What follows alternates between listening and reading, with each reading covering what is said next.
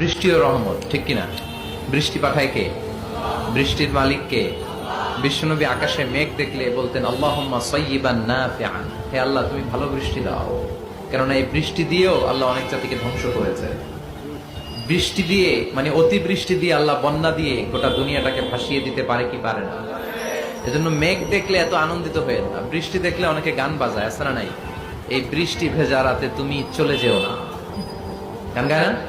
না, আপনি আল্লাহর কাছে দোয়া করবেন আল্লাহুম্মা সাইয়্যিবান নাফিআন, আল্লাহ তুমি বরকতের বৃষ্টি দাও।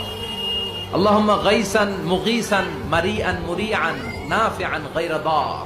বিষ্ণু পড়তেন আল্লাহ এই বৃষ্টিটা যেন উপকারী হয়, এই বৃষ্টি থেকে যেন ঘাস লতা পাতা কিছু পায়, এই বৃষ্টিটা যেন আমাদের জন্য বরকতময় হয়, যেন কল্যাণময় হয়, কোনো ক্ষতির কারণ যেন না হয়, তুমি কবুল করো। আবার বেশি বৃষ্টি হলে বিষ্ণুনবী দোয়া করতেন আল্লাহুম্মা হাওয়ালাইনা ওয়ালা আলাইনা, আল্লাহ আমাদের এলাকায় আর বৃষ্টি দিও না, আমাদের চারিপাশে